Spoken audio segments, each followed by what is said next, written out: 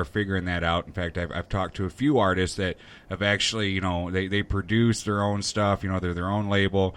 I think it's going to start becoming a trend.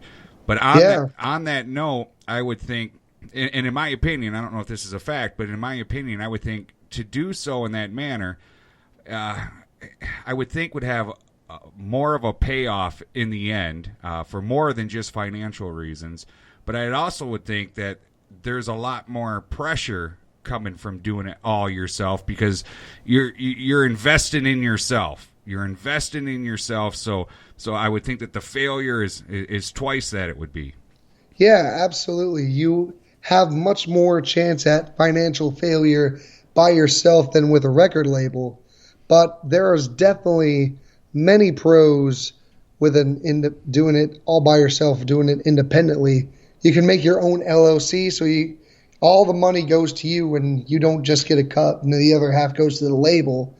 And another thing, the best thing about being independent is that you get to release whatever you want. You can make whatever music you want, because one great example, back in 1988, 1989, Tom Petty's, what was that album called? Wolf Track River. Please forgive me. Don't shun me if I get it wrong.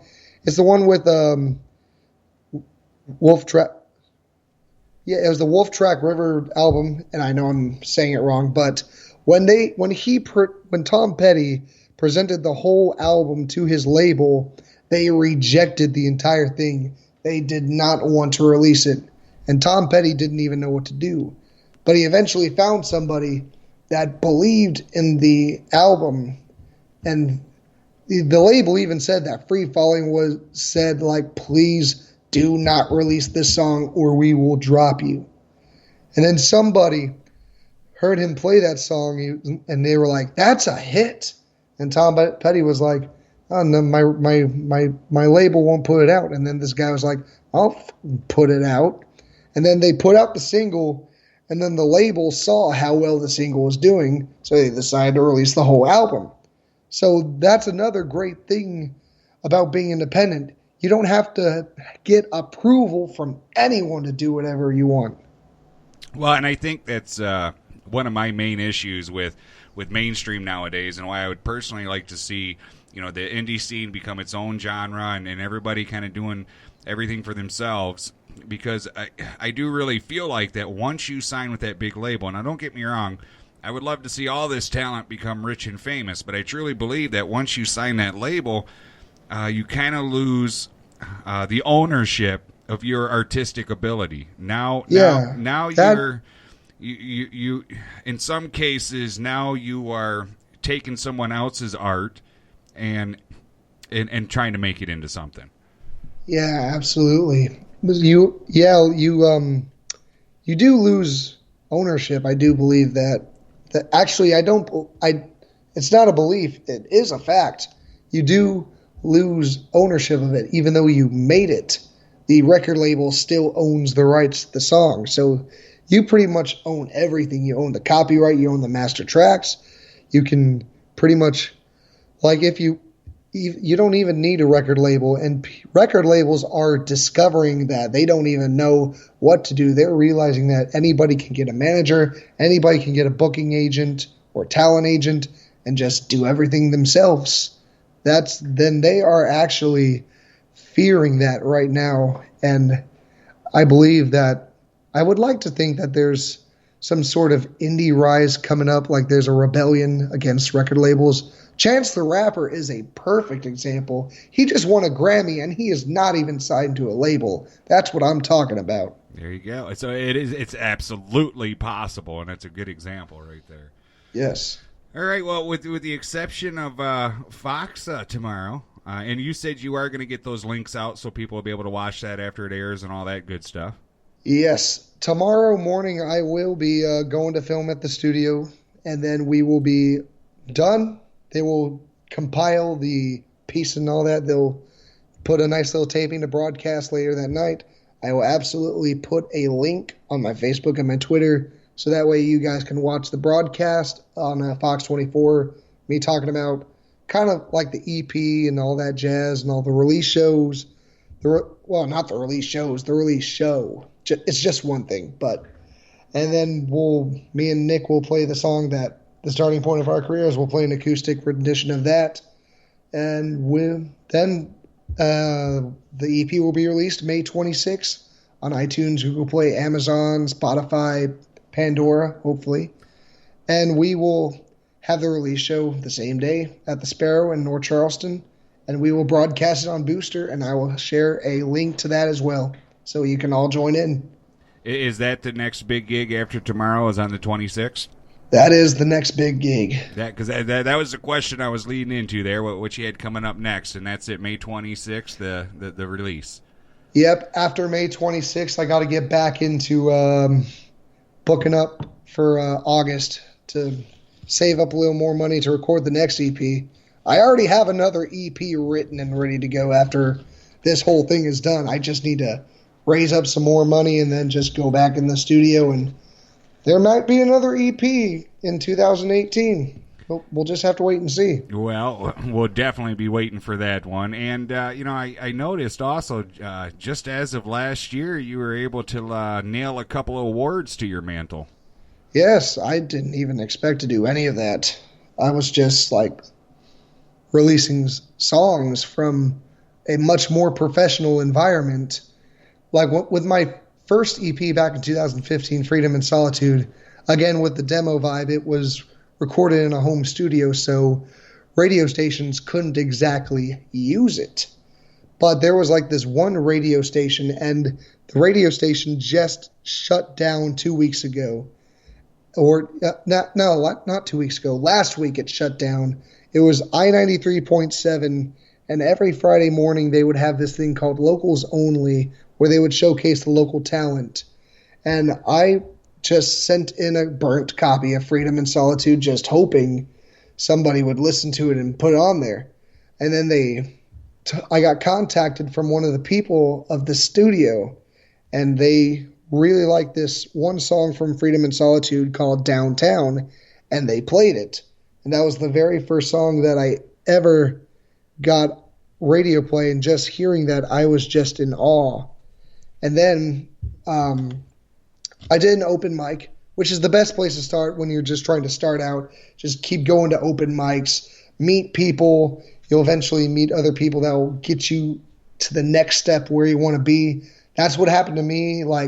3 months after Freedom and Solitude came out, I ran into Thomas O'Brien, who he doesn't own, but he works for Hybrid Audio Solutions in West Ashley, and he drums for this band called Trickney.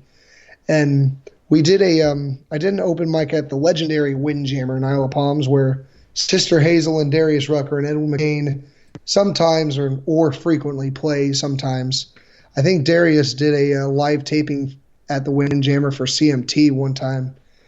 But I went on the open mic. I played my songs. Thomas came straight on the stage as soon as I was done, and he told me, "Dude, I need to do something with you."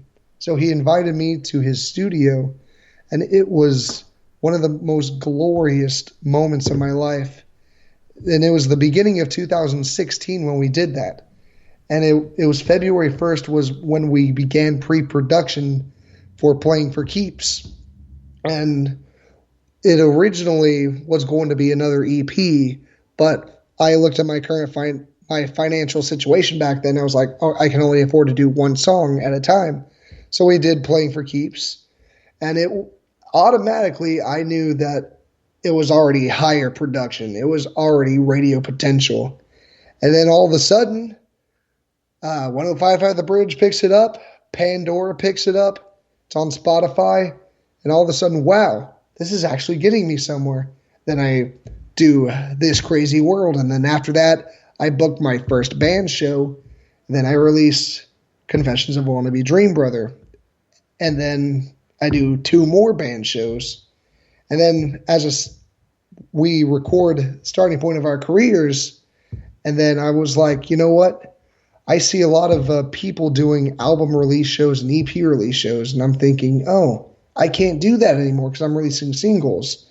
So I decided to stop doing it because I want to have a point in my time doing all the work where I'm able to celebrate what I'm doing. I want to celebrate the work I put out. And the amazing thing that I've recently just come to realize about this EP is that all the songs that I recorded were just by random chance. They were just like songs that I felt like recording at the time. I felt like needed to be put out during those certain points.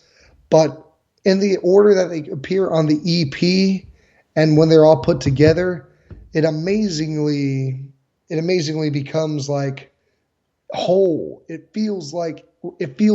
It becomes something, a very well represented concept record. And I just couldn't believe that when I found that out. And I was like, yes, I love this so much. Well, you're seeing your masterpiece as a whole at that point.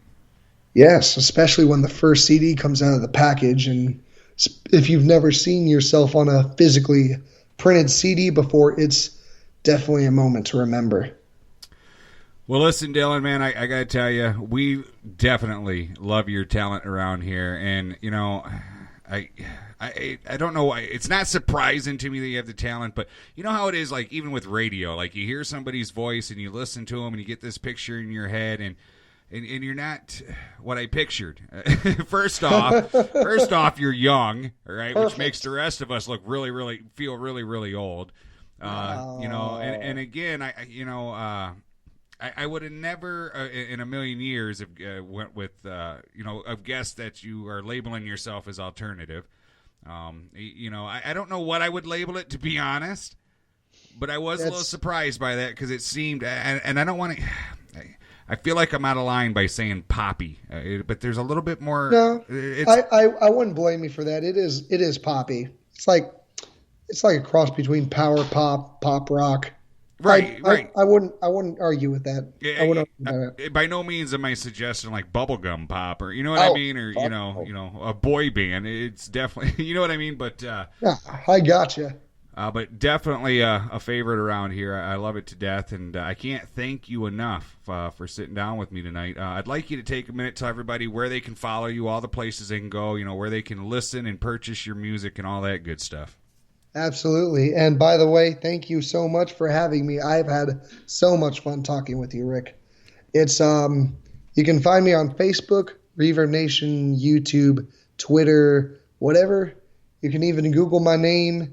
There's a bunch of stuff right there. My music is also on iTunes, Google Play, Amazon, Spotify. The new EP, Prove 'Em Wrong Kid, comes out on May 26th. But you can pre-order it on iTunes right now.